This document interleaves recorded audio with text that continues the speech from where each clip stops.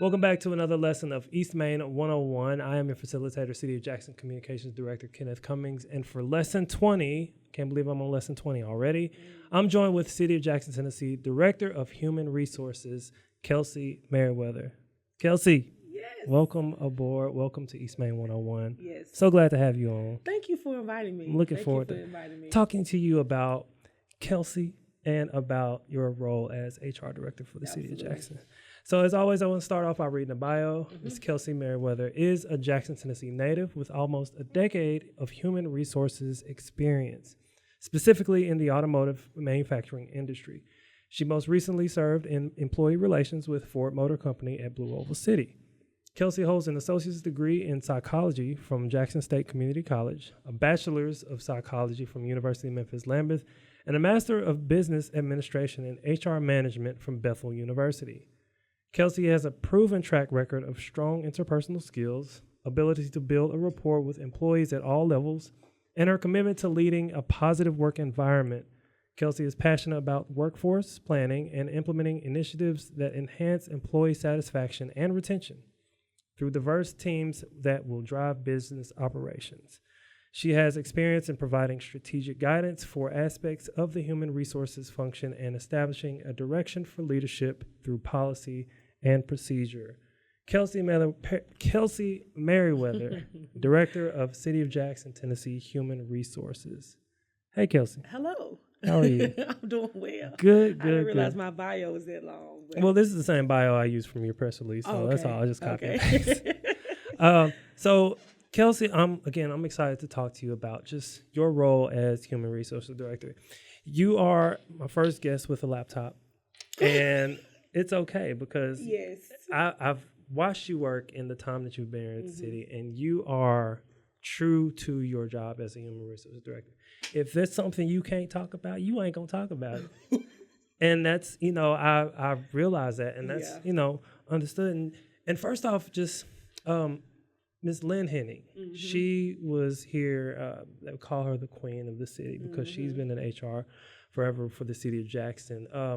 Those are some shoes to fill.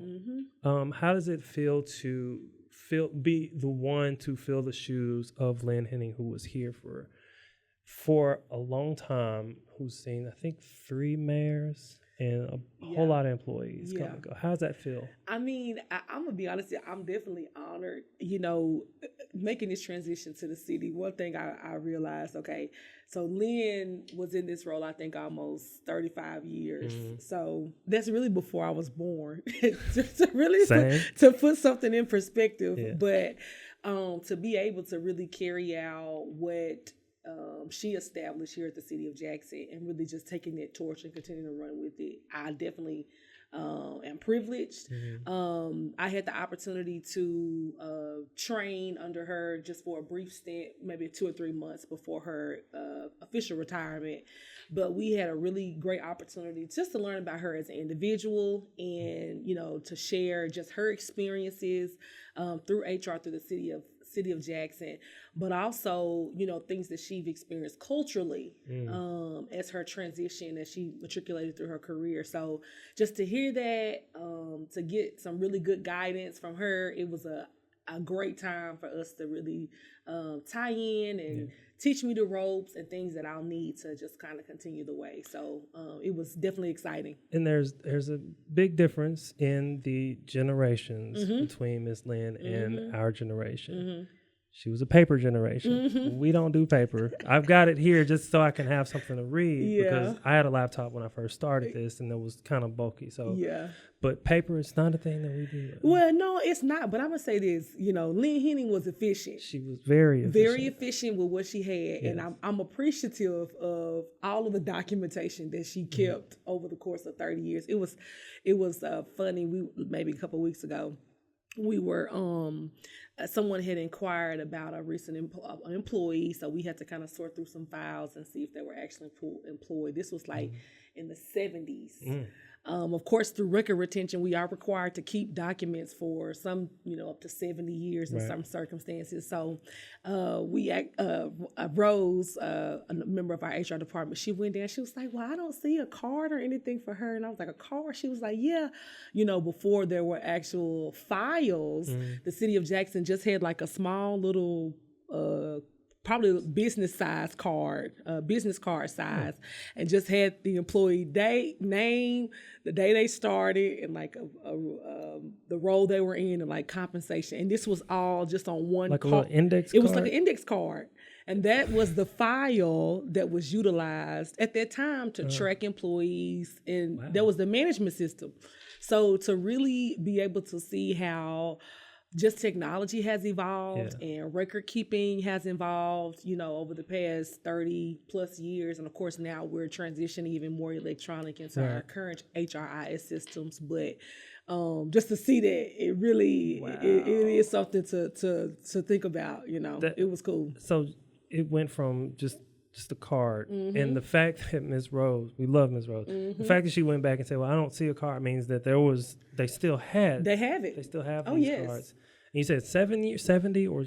Well, so the employee we were looking for was potentially employed in the 1970s. Okay. But I think record retention, we're required to keep some files lifelong, some up to 70 years. So it's a lot, but it's important. It's important information. So. And as you said, Ms. Lynn, her efficiency, the fact that she was we got to keep these, the records that she has. Going into your office now, it's totally different. It's not as much stuff. And I don't say Ms. Lynn it wasn't clutter. It was all business related stuff. It was the things that she needed to make sure that this city was operating well. It's not like that anymore with you in that office. So just again, start off, shout out to Ms. Lynn. She was great. Great, absolutely. Now we have you here. Kelsea Merriweather. I put on my notes, who is Kelsea? Because a lot of people in the city, they know who you are. They know you from singing, they know you from performing. They know the name Merriweather. They know family. Right. But hearing it from you as new HR director, you taking off that HR director, who is Kelsea? What does Kelsea like to do? What's your what is, who is, why is Kelsea? Let's just talk about Kelsea. Okay, sure. Who am I? That's a really specific question, but I mean, you mentioned I've really, I think, somewhat established myself in the city as really a praise and worship leader. So I do sing at my local assembly, Greater Vision Church. So I am a worship leader there. I enjoy working with the youth.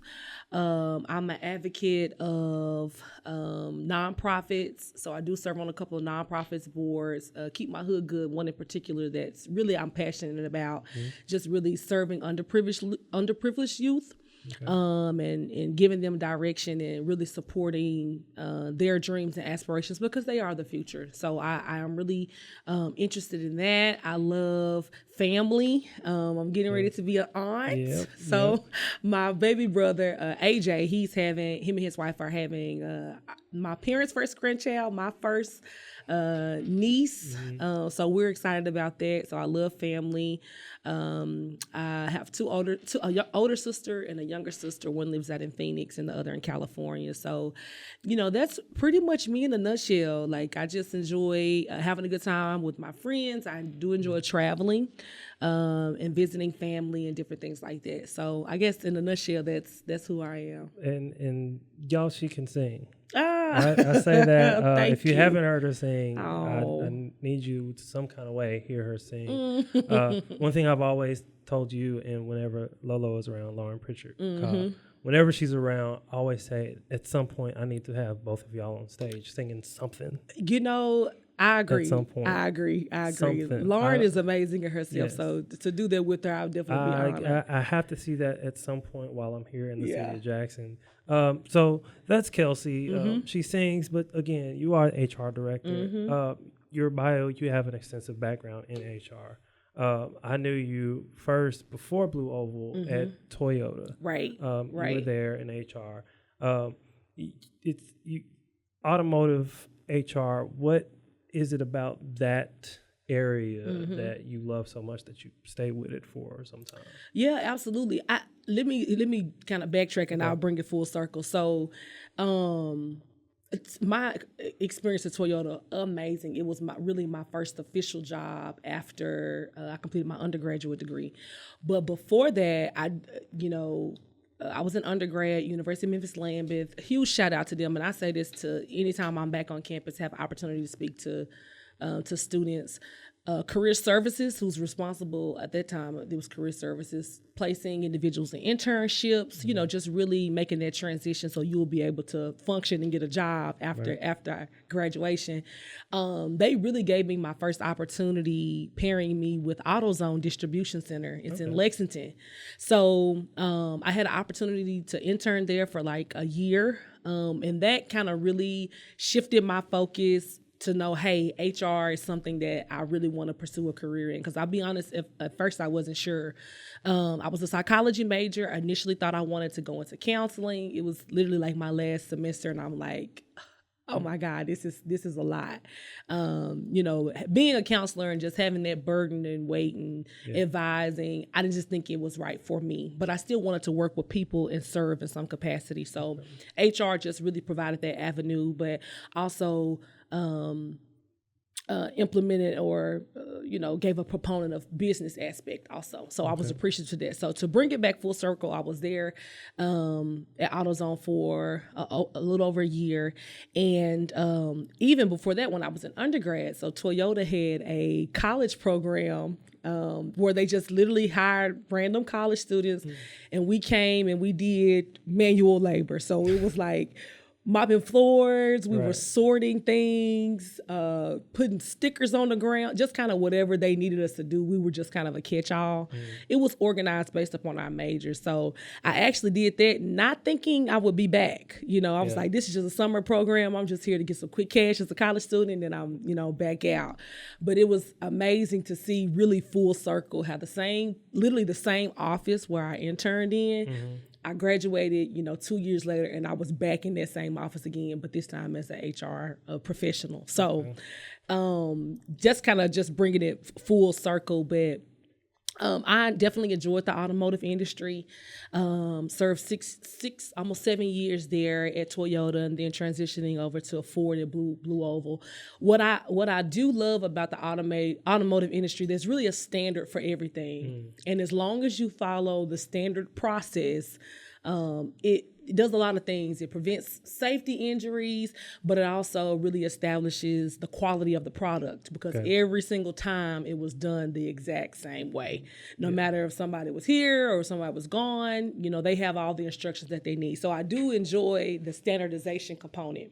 And we even tried to implement that even in our HR processes. But automotive was great to see a product produced, or even you're just driving down the road and you can see, look, that part was made here in Jackson. It just really restores some pride back into the work that you do. Particularly for me, it really gave me pride to continue to support the employees who made those vehicles and had a hand in that. So, yeah. Okay. So, and again, you associate's degree in psychology and a bachelor's in psychology.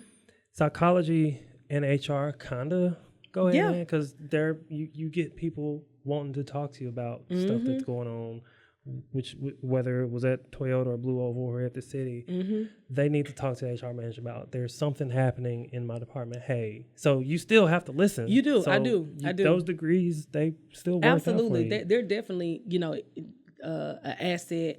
Psychology is just understanding why people do the things that they do. And when you understand that, it really allows us as HR professionals to build a framework to see how can we establish and encourage you to be the best employee that you could be, so it works. So what was it that when you realized, okay, psychology is not it, but HR, that's the thing what was it that triggered that for you? That made you know, I want to go into HR. Yeah. I don't know if it was a single moment. It just felt right. All of my other siblings and I killed when my parents to this day, they're engineers, or my younger sister's a dentist. And I was like, I don't want to do any of that. Like I want to work hands-on with people. I want to, kind of be in the midst of everything. So, HR, and a lot of HR professionals say this who are some of my colleagues. I didn't find HR. HR kind of just like, hey, come on. Come on. You gonna fit right in. Yeah, you're gonna fit right in. Come on. So it worked out. It really did. An engineer sister, a dentist sister, and a construction brother, and here you are working with people in the HR field. Yeah. What do they think about that? I mean, they're excited. We all equally support each other. It's funny. They may have incidents or something on their job, and in my mind, I'm thinking like, girl, you need to go report that. Like, hey, that's not right. You probably need to go talk to somebody. Or, my older sister, she works at a place similar like to JEA, but in Phoenix, and some conversations we've had. I'm like, yeah, you probably need to coach them. You probably need to have a sit down and have a conversation with them. So some of her employees. So it's good. We all get along and support each other. So they're proud. And one thing I, of course, know about HR, but now being married to someone whose mom is in HR, my mother-in-law, she's been in the HR field for some time. Yeah. And the things that y'all hear, the things that y'all have to deal with, it's a lot. Depending on, what the organization is. Like you said, automotive is different from government, and it's different from what my mother-in-law does in healthcare. It's three totally different things. But overall, it's the same issue. There's somebody who has a grievance with the employer or just with wherever they work, and they just need to talk to somebody. Yeah. And HR is the place to go. Yeah, I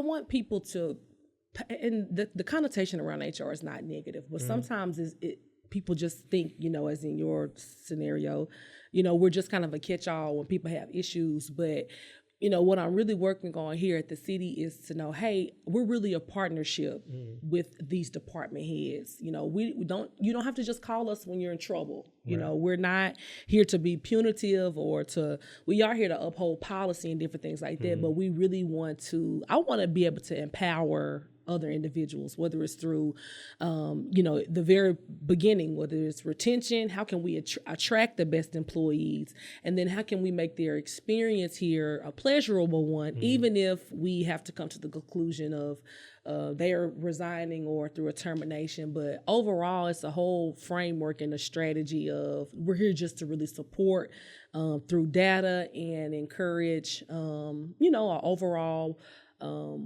whole being employee. So it's important. And that's good. And that leads us to our next topic, your goals now as the director of the City of Jackson Human Resources. We've got over 700, 800, 900 employees, and each one of them, from when you start, they have to come through the HR process, and I'm sure you sit down and introduce yourself to all of them. There have been, we talked about it earlier, the generational change between from Ms. Lynn to you. There are a lot of things that have changed. The mayor jokes and talks about how the pay, it used to be, paper check, and he talked about how he got a paper check. He's like, what is this? It's your check. So we went to direct deposit, and all of that, it's all part of HR. And there are a lot of new things that we've talked about that you want to implement. So what are your goals of how you want to improve that relationship between HR and the workers here at the city, and just overall goals for the department HR for the city as well? Yeah, absolutely. I brought my laptop, as you mentioned, because I just had a few notes, some things I wanted to touch on. Even, like I mentioned from the very beginning, attracting and retaining talent. People working for city government, even since I was a little girl, it was like, oh, you have one of the most esteemed jobs because you work for the city. It's like, oh, you work for the city. That's like, that's people take a lot of pride in that. Right. So really wanting to continue to leverage, the momentum that has already been here for years, and ensuring that the process of recruitment, the process of attracting and retaining those employees, again, is a pleasurable one, but an efficient one. You apply for a job, we want to make sure that you hear from us as soon as we have a response, and that whole whole attraction process needs to be one of a great experience. So that's really some of the feedback that I've gotten from the department heads is how can we improve our processes, make it faster? How can we ensure that we're not losing candidates to other competitors in the area? Yeah. We don't have a direct competitor as maybe another city agency, as maybe the county, but there are other industries within the city that we're competing against. Right. We're competing against manufacturing. We're competing against healthcare. We're competing against the private sector. Oh yeah, all the private sector. Yeah, absolutely. So it's it's important to advertise and how can we make ourselves stick out, outside of the name of you work for the city of Jackson. So those are some things that I want to continue to work on. I think we do a great job around diversity and inclusion. We're strategically, just ensuring that each candidate, that we come across is treated fairly, is treated consistently. So those are some things that the city does well and will continue to do. Okay. Other things I kind of want to tackle is regards to performance management.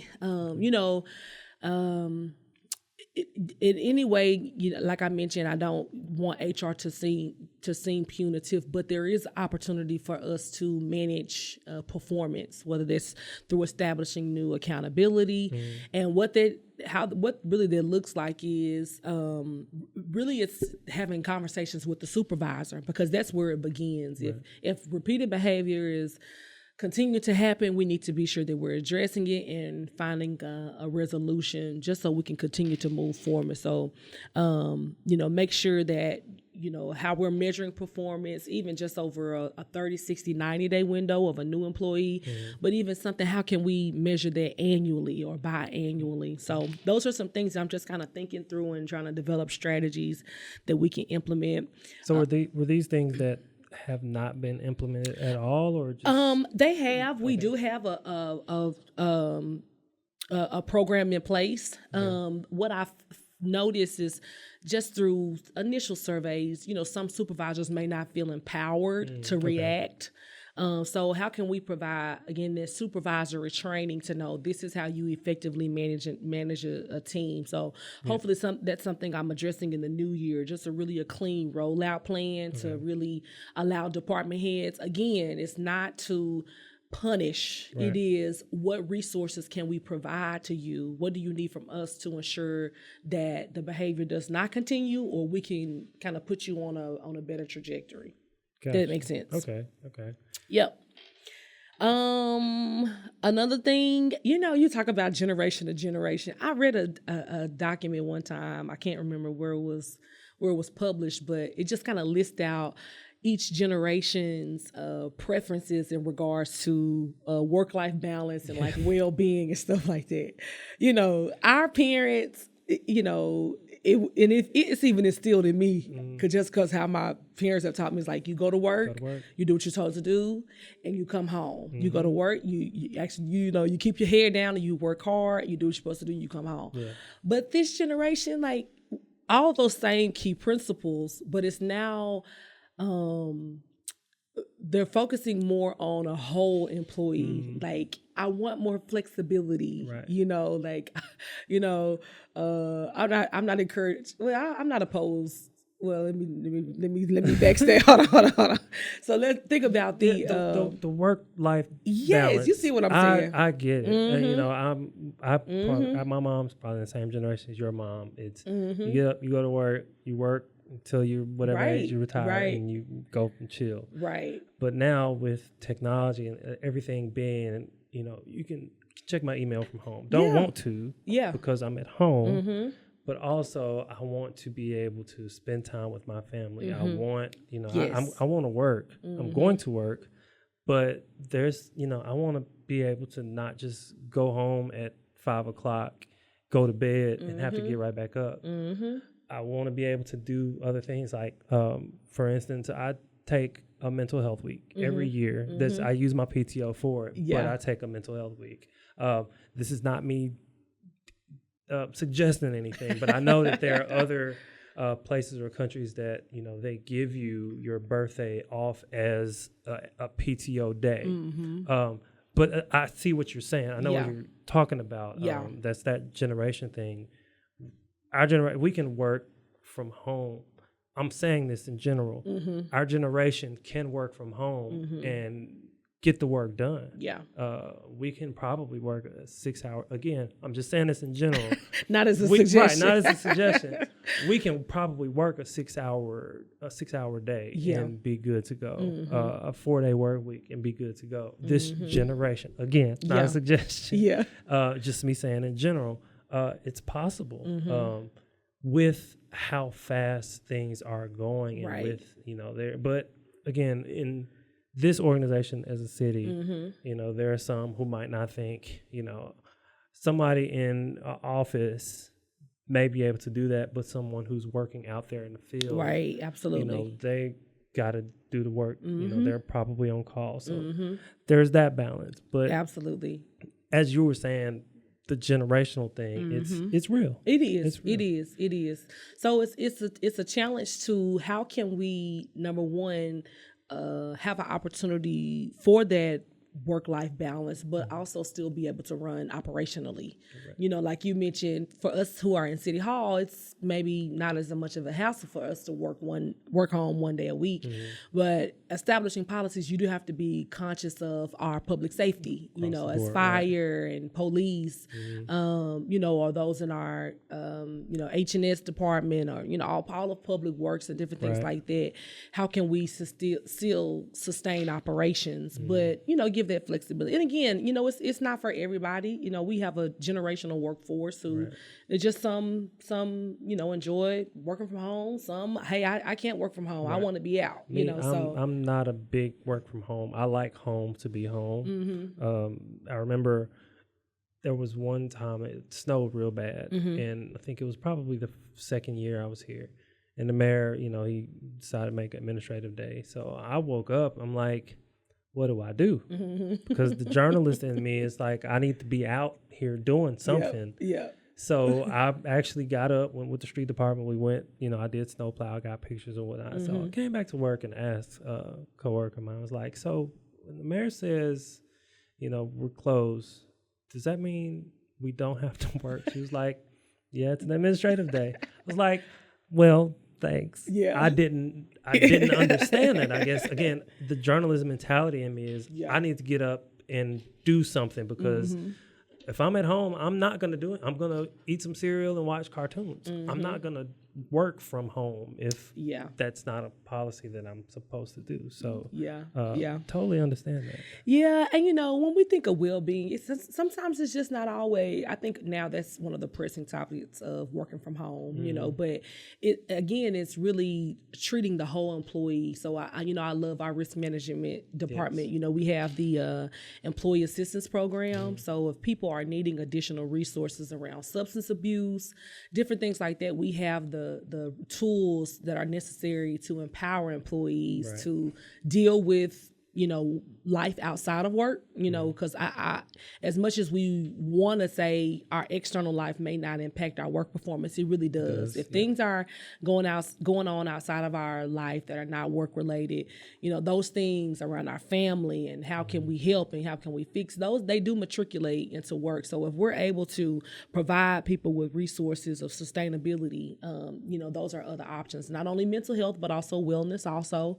I know, of course we offer benefits through the lift. So, those are added benefits for employees to, again, feel empowered and take care of their whole selves. Yes. If they're not whole externally, I can't expect for you to come to work and contribute 100%. I totally agree with that. Just one main thing that I do is go to the gym, and the city offers that with my gym to be able to say, hey, it comes out of your check. Go to the gym, make sure, and that part, I'm grateful to have that part of the risk management set up for that. So, yes, if I'm not feeling it, I don't feel like I could give my 100% when I come to work.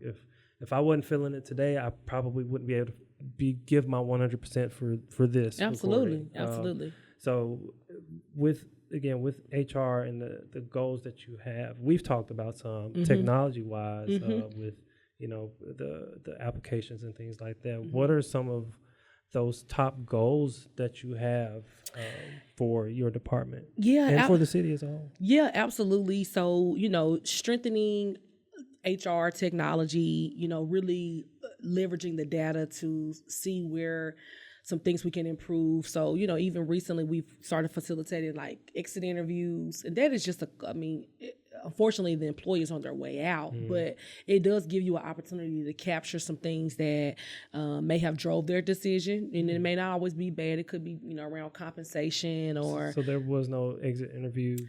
Historically, not that I'm aware of. Okay. I haven't seen it, and I don't want to misspeak, but using, I guess I'll go back to say that's part of information or data that we can collect to see what internal processes could we, fix that may be low-hanging fruit, or some things that may develop a longer strategic plan. With our current HR system, we are transitioning to electronic applications. I know that sounds so foreign and crazy, but so foreign, so crazy. Just agree, Kenny. Yes. So I agree. we're transitioning to that. Working with the vendor now to just put everything electronic. And I have to be conscious because it's important to develop a strategy for rollout, because what you don't want to do is overburden so many people, especially on a multi-generational organization such as this one. You got people who've been here 25, 30 years. So now you mean to tell me if I see an opening in another department and I want to go, I have to go online and fill out an application. I can't just come up to HR and say, hey, put my name down, so really bridging the gap and doing like teaching, giving information on, hey, here's how we're going to do it. It's not just going to be, we're doing it, done. Hey, gradually, this is how we're going to do it. We're going to teach you how. But I will say this, there are some, generationally who have adapted very well. Absolutely. They're like, have been looking forward to this because they're on their phones more than we are sometimes. So, I'm already here, but the electronic application thing, that's going to be a game changer for those who are really looking for jobs, who don't want to have to get out of their car and come up here to fill out an application, get one of those paper applications, fill it out, download it, and say, yes, I agree, Kelsey. I agree. Yes, but you're right. We're on the same page. I guess some other, you were mentioning, technology. We need to be able to track like real-time turnover. So our percentage, in each department, what is the turnover rate there? What is the length or the time to hire? How long does that process take to get a candidate? If we have a vacancy and it's known, how quick are we making sure someone's in that position? So, just a lot of different opportunities for us to capture information and improve. But that all makes sense. Especially with, again, public sector, the government organization. I agree, Kelsey. Yes, I agree. There are a lot of things, and just in the time that I've been here, in my 5 years, there are a lot of things that I can see is like, man, we are so, and I'm just saying, we were so behind on a lot of, the technology side of it, and grateful to be a part of this change in how we're going to recruit, because with the route that this city is going, with population and all the things that are happening, people are going to need quicker access to, hey, the city's hiring. Let me go to this website and apply for this position. Or, like you said, internally, they want to change positions. You could just go online and say, I want to get this position. So, so those are some of your goals and improvement. You got any other goals that you have, either long-term or short-term for the city? I guess, there's a lot of different things, and I have to tell myself, Kelsey, you can't tackle everything all at once. You have to kind of strategize and see what's a priority. I really want to eventually really lean into like succession planning. We have a lot of individuals who have worked for the city 28, forever. 29, 30 years, who are coming upon retirement, who are retiring, who are really a wealth of knowledge.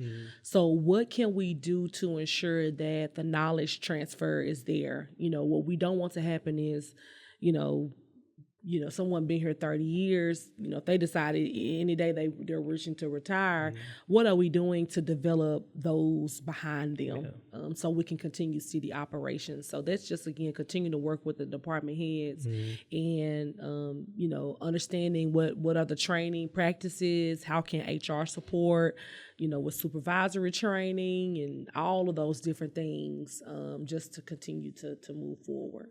And so with that, how close do you work with the mayor in your role as HR? I know he's the CEO of the organization, but as HR, how is that relationship? Explain there were some who might not understand how that works. Yeah, absolutely. I mean, Mayor Conger and I, we work really, really well together. I guess, more specifically, if there's something, HR related that I need him to be aware of, or I may feel like it may come up in the separate conversation, I make a really good initiative to ensure that we're on the same page and that they're aware of what may be happening in a department, or, even as an individual. So we do have a great working relationship and just kind of really keeping that communication open. That's awesome. And so the importance of HR in just the whole core role, we were talking about this earlier, how when I worked for my previous employer, after a while, the HR department was no longer in-house. Yeah. It was outsourced to a whole other city in the state. How important is it to have a human resources department in-house for the employees to actually be able to come up and get the resources and, be able to talk about, their job? Yeah. How important is that? It is. One thing about HR, it's involved in every sector, private, public. You can go into retail, you need HR, healthcare, you need HR. As long as you have people, you're going to need a human resources advisor. So, it is extremely important. In some instances where the employee count may be low, you only have about 50 or 40 or 50 employees, you may not need a representative on site, to support, especially if you don't really have a lot of HR issues that may need to be addressed immediately. So that may answer your question, but it is an imperative role, in the world of AI, in the world of, I guess where I come from, the industry of manufacturing, where a lot of stuff is being automated now through robots and different technology. The robot may perform the work, but you're still going to need a human to go in and correct the robot when it malfunctions. So you will always, as long as you have people, you're going to need, you're going to need an HR advisor in some capacity. It's been a very interesting experience transitioning from the private to the public. The framework of human resources is the same, but it's just in the parameters of where we can implement. Now I have to I've referred to policies in the past, but now, okay, what does the charter say? So it's just a different framework and a little more, just different parameters. So overall, do you enjoy Absolutely. being, as an HR, specifically, like, I know you enjoy the HR world. You've been in it for over a decade. The public sector of government, you've only been here for a few months. Do you enjoy it? I do. It's fun. It really is. And it's just really been fun for me, just understanding how municipalities work, and you have your overall knowledge of how you think the government works, but really being in it and having to implement and to comply, it's just a different experience. But it really has been extremely fun and rewarding. And so for you, being a Jackson native, the HR director for the government organization of your city, one, did you ever think that you would be in this role? And two, how does it, on the flip side, how does it feel to be the HR director for the city that you grew up in? You're the HR director for some of the people who you probably went to summer camp. Yep. Tony Black, director of Recreation Parks. I'm sure you were a part of Recreation Parks. I was. And Tony Black was the director. Now you're HR director. So again, one, did you ever think you'd be HR director for the city that you grew up in? And two, how does it feel to be the HR director? I'm not going to say over the people, but as HR director for those people that helped raise you. Mm-hmm. How does that feel? No, that's a good question. Definitely participating in Parks and Rec. I was out at Bemis Park for several years, just in the summertime, through the Parks and Recs program. So, I did not think I would be here. I will be honest. I thought I would always kind of have some type of role in manufacturing, whether it's automotive or distribution or logistics. I thought I would always be in that realm. I really didn't have a passion for healthcare or retail, but I just knew I loved to see a product from beginning to end. Yeah. So I thought I would be there for a while, but working for the city and now supporting people who essentially provided me resources, it's even more rewarding, to know I was grown up here in Jackson, born and raised South Jackson, and now to be a part and support the employees who actually run the city. Yeah. These are people who, are your police officers who, when you call, you have a fire, these are those individuals. When you have a pothole and you need it to be fixed, you got a crazy neighbor, and, all these different things. It's good. It's rewarding. It really is. It's very humbling. So when you got this position, were there some employees who was like, "Oh, I knew you when you were." Yeah. I remember now you my HR director. Absolutely. How did that make you feel? I'm sure it was rewarding. But what was the feeling inside you that when somebody like that would say that to you? I don't know. It's just amazing to see how everything just works out. How you have your life set up on this trajectory, and then you're completely somewhere else you didn't think you would be. But it's funny when they come and see me. They're like, "I know your mom, I know your dad," or we went to church together when you were a little girl. So it's different, but it's good. Now I'm sure the mayor feels the same way when his granddad was mayor. Yeah, so yeah. A lot of people here, it's like, "Oh, I knew you when you were a little boy." So I'm sure you get the same. And so Human Resource Director, Kelsea Merriweather, again, I appreciate you coming on. Thank you for inviting me. I'm glad to be able to talk to you about you and just your role and just the changes that you see, the goals that you have for our organization. The few months you've been here, I've seen the changes, and they've been doing good. It feels good to work for this city who is looking for progress, looking towards the future for not just the city, but the people who run the machines, who are out there, the public service, the police, fire, public works, recreation parks. Absolutely. All of these departments all in the city of Jackson.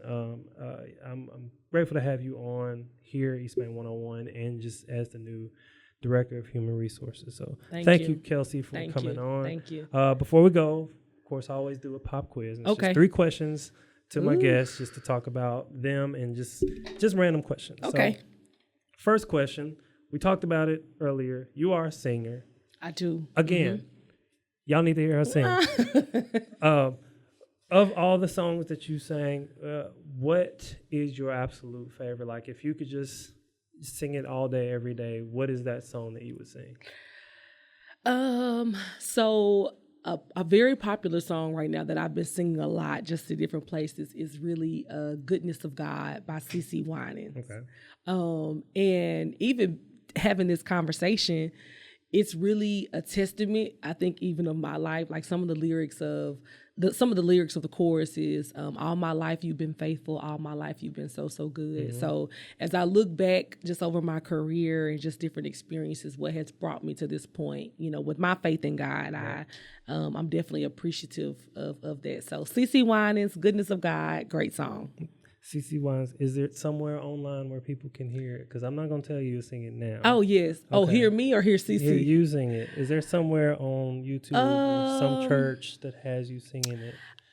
I have a few things coming up where I'm singing it, but I don't know if this podcast will be out before then. Okay. But. So at some point, maybe I'll bring you on, just set this room up just for you to sing. I don't know. We'll see. She can sing. I'm telling y'all. Our HR director, Kelsea Merriweather, can sing. So CT Winans, that is actually, that is a good song. It's a good I love song. that song. Question number 2. In your years of being in human resources, what has been your most interesting incident? You don't have to get personal, but is there an incident that just comes to mind where you just like, oh my gosh, I can't believe that happened? Yeah. The pandemic. Where were you during that? I was at Toyota. Okay. Well, how did set the framework. Okay. Picture HR in the middle of a global pandemic.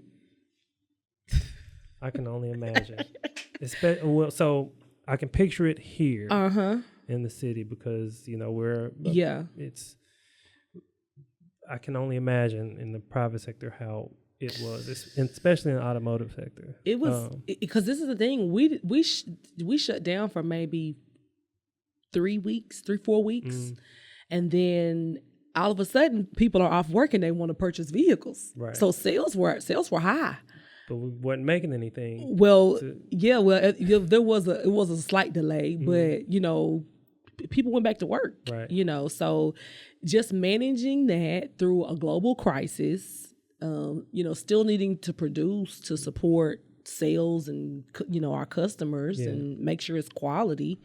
But that was a very interesting time, even just from an analytical standpoint, the reports that needed to be generated up and say, hey, this is where we are, how many in quarantine, how many are, just so we can sustain operations. But at the same time, simultaneously being empathetic, to employees who are losing loved ones and, even, in some cases, some employees who may have lost their own life, it was just a really, you all know, I don't have to go down there, but just a traumatic time, but it was interesting. We're at the end of 2024 and the pandemic, it seems so long ago, but then when you bring it up, it's like, that did happen. That happened. It happened. That didn't even cross my mind. I'm thinking about to tell a story about somebody who came in and said, I'm tired of this place. I quit or whatever. Yeah. I wasn't even thinking pandemic. Pandemic was an interesting time for everybody. It was a rough time. It was. In HR, the HR world, like you got people who, I don't have to come to work. I'm sick. And then on top of that, monitoring my own health. Right. Caring for my own family. So man. Yeah. Okay. Wow. Sorry, I didn't mean to put a damper on the conversation, but it is. No, you asked, so. It's not the damper. It's just the fact that it's rethinking of the pandemic, not even thinking that would be something that's the most interesting incident in HR. That's what. Yeah. Like I said, it was 4 years ago. Feels so long ago, but when you think about it, it's like, wow, that did happen. It happened. Okay. All right. So, most interesting incident, the pandemic in the HR world. So, last question. You are about to be a first-time aunt. I am. And I'm excited for you because I know AJ, and I used to take pictures of AJ when he played basketball at Southside when I worked with Jackson Sun. So, to be able to see him now about to be a dad to a little girl, which I just had a little girl, it's 2 months old. Yes. So, whenever I make posts about our little girl and I see him, he's send me messages, ask me questions. It's like I'm looking forward to watching him be a dad. Yeah. As a new dad, watching somebody else. So for you, the role of auntie, I know the role of uncle was one of my favorite things to do. The role of auntie is it's top tier. Yeah. It's a beautiful thing as someone who had aunts who would just do anything for you. So what do you look forward to as a new auntie, especially to a little girl and an auntie to your baby brother's daughter? Yeah. What do you look forward to? I don't know. I'm just excited for it all, honestly. I made a I guess funny comment, him and his wife we're neighbors.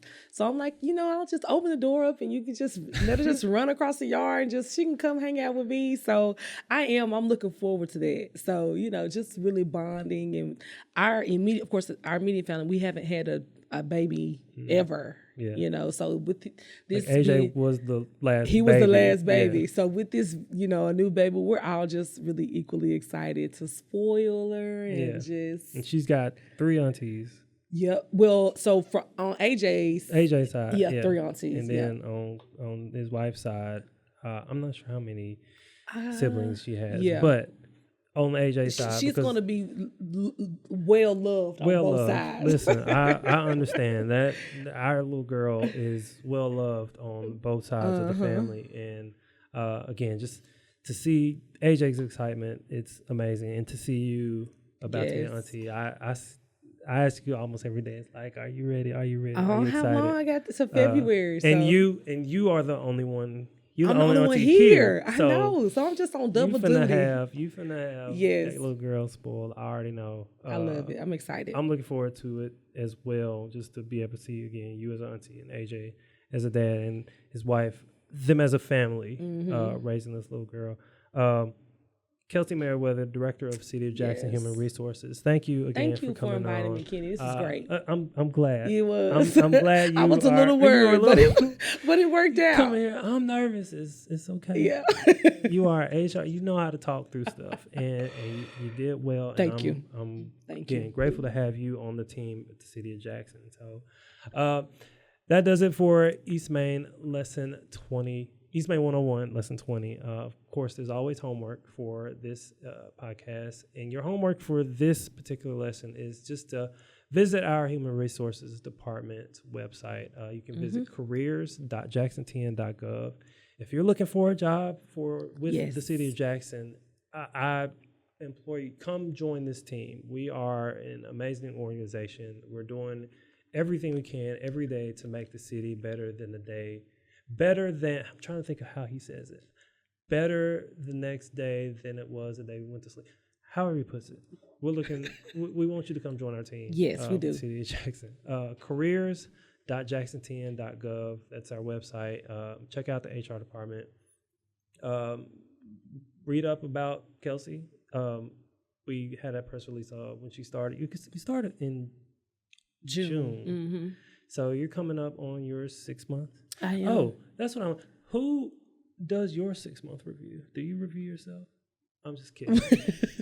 So she's coming up on 6 months. I'm again grateful to have you on, Kelsea Merriweather. So again, that does it for East Main 101 Lesson 20. Don't forget to follow us on all of our government social media accounts and opt in to our text alerts by visiting connect.jacksontn.gov. And be sure to visit eastmain101.jacksontn.gov to subscribe to our YouTube, Spotify, or Apple Podcast channels to listen to each lesson in its entirety. And until next lesson, class dismissed.